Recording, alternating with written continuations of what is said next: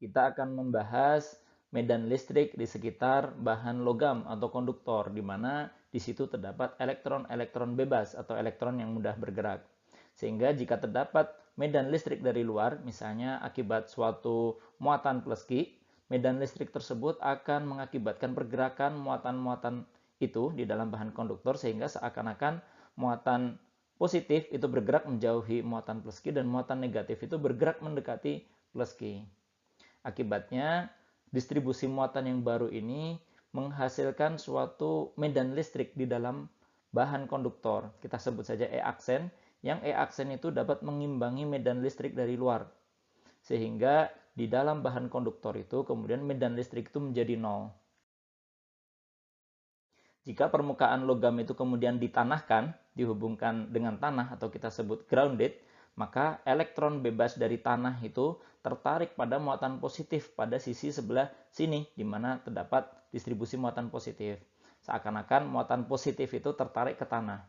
Sehingga di bagian ini, di bagian yang ditanahkan, itu muatan menjadi nol. Sehingga muatan dalam logam akan melakukan redistribusi atau distribusi ulang. Sehingga medan di dalam logam itu tetap nol. Kita akan lihat contohnya, misalnya kita memiliki suatu pelat bermuatan, misalnya plus Q, yang didekatkan dengan sebuah balok logam. Keduanya sangat luas, yang balok ini tidak bermuatan. Namun akibat muatan plus Q itu, muatan negatif pada balok logam itu tertarik ke sebelah kiri dan muatan positif itu akan tertarik ke sebelah kanan.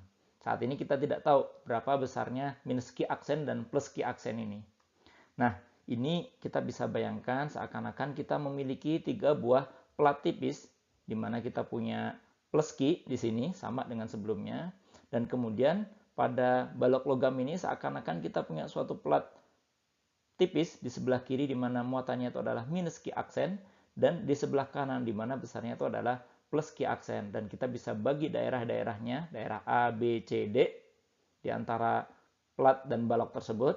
Kemudian kita bisa lakukan analisa yang sama seperti sebelumnya pada plat, di mana kita punya medan akibat plat Q seperti ini, yang besarnya itu adalah sigma dibagi dengan 2 epsilon 0. Sigma ini adalah rapat muatan persatuan luas untuk plat Q. Kemudian untuk plat minus Q aksen kita juga bisa dapatkan arah-arah garis medannya. Demikian pula untuk plat plus Q aksen. Kemudian tentu saja besar medan akibat minus Q aksen dan plus Q aksen itu besarnya sama, yakni sigma aksen per 2 epsilon 0, di mana sigma aksen itu adalah rapat muatan persatuan luas untuk logam minus Q aksen dan plus Q aksen. Sehingga karena di dalam logam itu atau daerah C ini medan listrik itu adalah 0, kita bisa dapatkan hubungan antara sigma dengan sigma aksen. Jadi sigma itu adalah 2 kali besarnya sigma aksen. Sehingga sekarang kita tahu bahwa muatan yang terkumpul di sebelah kiri, muatan negatif itu adalah minus Q per 2, dan di sebelah kanan itu adalah muatan positif plus Q per 2.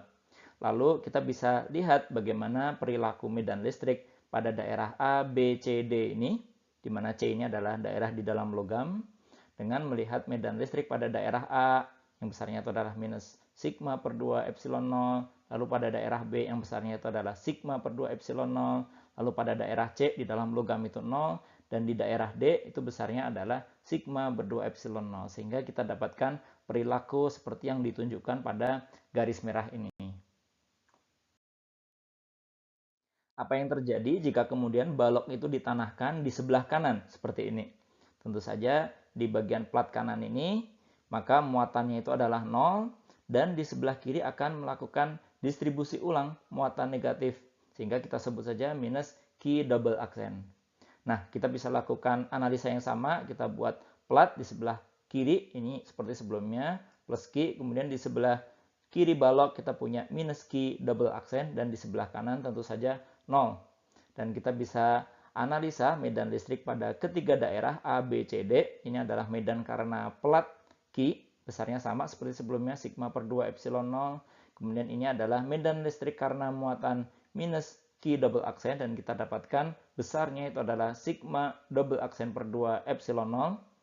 Nah, kemudian karena di dalam logam ini medan listriknya itu adalah 0, kita bisa dapatkan bahwa sigma itu adalah sama dengan sigma double aksen. Sehingga kita tahu bahwa akibat ditanahkan, maka di sebelah kanan ini muatannya adalah 0, dan di sebelah kiri itu terkumpul muatan negatif yang besarnya itu adalah minus Q. Kemudian kita bisa analisa perilaku medan listrik pada daerah A, B, C, D ini, di mana di daerah A itu besarnya adalah 0, kemudian di daerah B besarnya itu adalah sigma per epsilon 0, kemudian di daerah C karena di dalam logam maka tentu saja medan listriknya adalah 0, dan di daerah D itu juga 0. Sehingga kita dapatkan perilaku medan listrik seperti yang tergambar dalam garis merah ini.